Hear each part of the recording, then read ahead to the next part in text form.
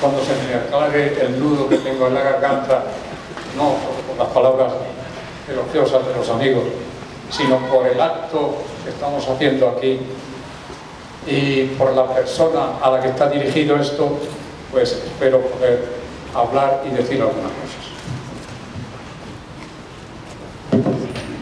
Llevo una breve chuleta, que no voy a leerla, porque me sirva un poco de pista para opinar lo que os quiero decir.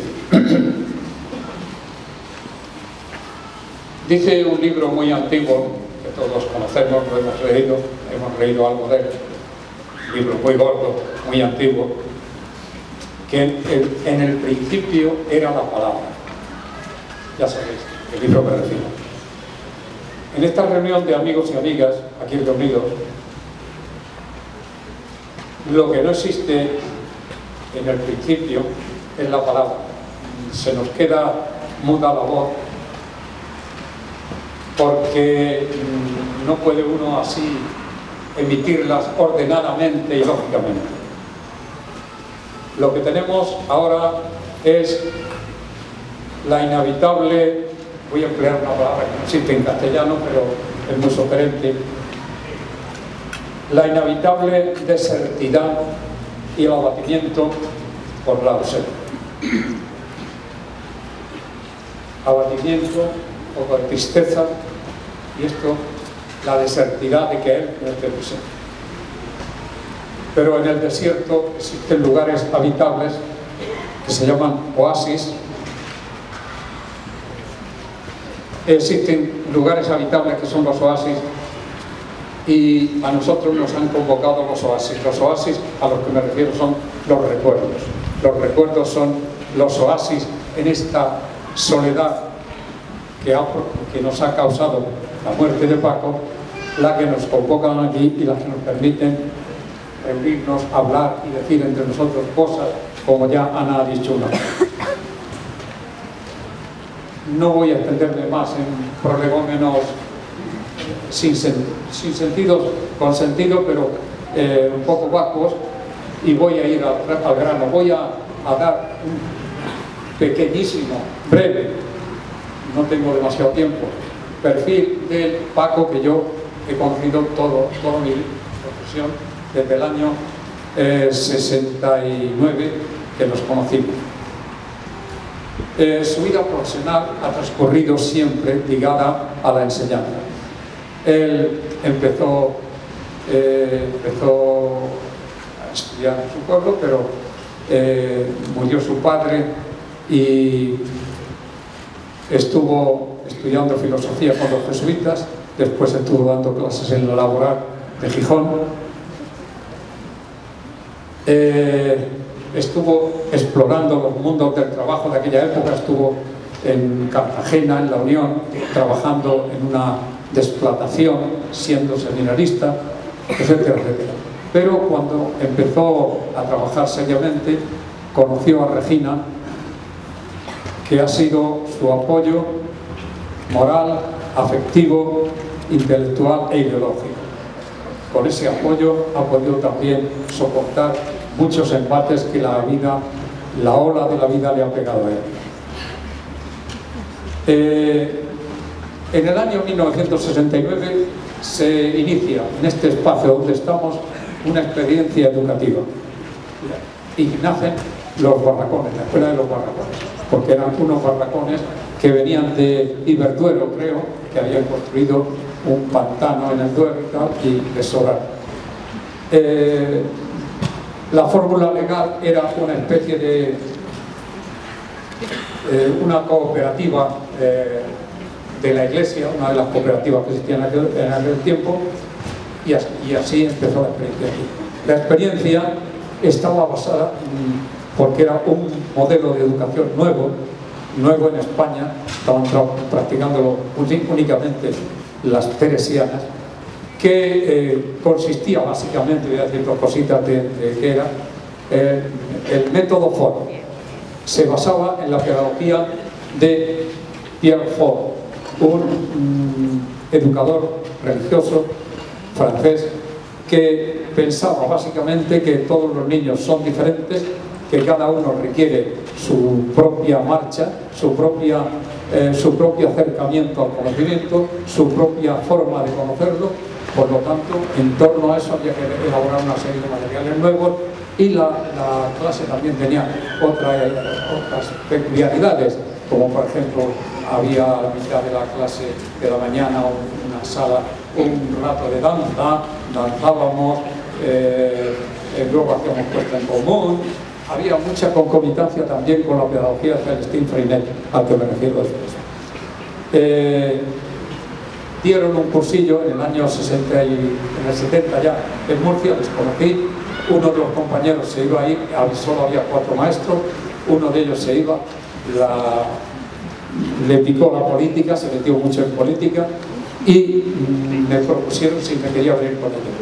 Y no tuve que pensarlo, dije que sí, me vine para acá.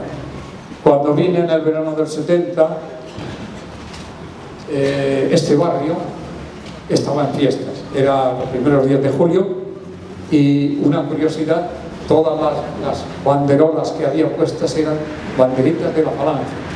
En el centro estaba la plaza con el busto del fundador. Allí conocí a Paco cuando llegué, estaba apoyado en el quicio de su puerta, fumándose un cigarrillo con unas caladas que le daba con fruición.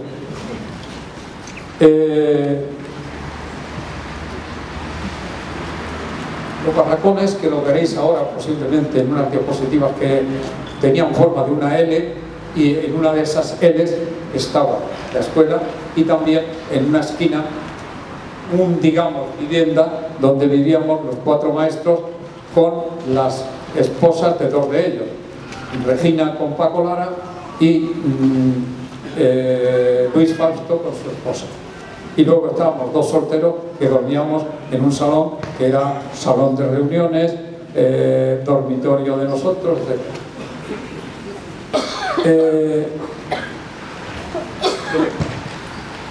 El equipo inicial lo conformaban, el inicial era Luis Fausto, César, Paco Lara e Ignacio. Luego a Ignacio lo sustituí. Aquí viví otra experiencia que ya estaba puesta en marcha, que era una cooperativa de amigos. Una cooperativa, pero una vida en común de familia. Comíamos todos juntos, teníamos un fondo común, cada uno se encargaba cada día cuando le tocaba de hacer la comida, etc.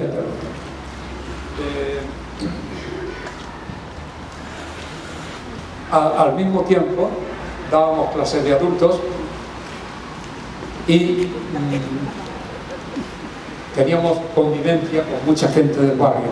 Especialmente teníamos un amigo permanente, Lute, Eleuterio, que era un viejo luchador, pero con armas, comunista, que había estado en la guerra civil y no sabemos por qué motivo vivía en el barrio y venía a vernos casi todas las tardes. Y con él teníamos una charla de la que he hecho memoria y no quería dejarlo pasar de aquellos días. Conocimos a Celestín Freinet, la pedagogía de Celestín Freinet, pues fue ya en el año 73, y de allí ya fuimos dejando Ford, pasamos a Freinet y nos embarcamos ya en la pedagogía Freinet con la asamblea de la clase, etc. Pero otra de las cosas que pusimos en marcha casi enseguida, estaba ya casi funcionando, era la autogestión de la escuela por los padres.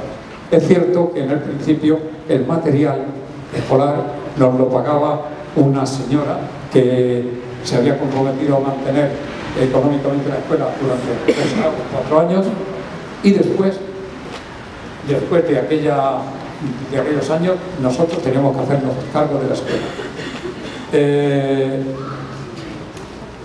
Los padres al principio no tenían mucho gasto ni mucho esfuerzo, pero posteriormente nos reuníamos con ellos, cada cuatrimestre teníamos una merienda, y en esa merienda después hablábamos de la gestión de la escuela, de la participación, de las cosas que había que hacer. El material era común, pero posteriormente el material común lo tendrían que pagar ellos también. Con Freinet, la asamblea de clase se transformó en la asamblea del colegio, en las cuales las asambleas de las clases se debatían problemas del colegio. Por lo tanto, la gestión ya estaba siendo de los padres por una parte y de los alumnos que gestionaban de alguna manera la marcha de la clase por otra parte. En un año fatídico tuvimos un incendio provocado en la escuela, donde ardieron todos los materiales que teníamos en los barracones. Los padres se reunieron en la parroquia que teníamos aquí, dijeron que ellos tiraban para adelante. Nosotros nos tuvimos que ir al Guadalupe, al Colegio Virgen de Guadalupe, que estaba aquí cercano a nosotros, y conseguimos que vinieran 4 caracolas, unos módulos de Sevilla, donde continuamos dando clase. También seguimos luchando, los padres por supuesto dieron mucho la cara en este asunto, fuimos al ministerio, conseguimos que nos consiguieran un módulo que ahora ha desaparecido, estaba justamente en esa esplanadita que tenemos ahí, y entre tanto, ya en este momento, Paco ocupó la presidencia de la Mutualidad Magisterio, que estaba muy mal y ahí necesitaba una organización. Hubo también un hecho curioso que tuvimos el segundo año, que fue una lluvia torrencial que inundó completamente el barrio, y tuvimos que salir en manifestación a lo largo con los padres.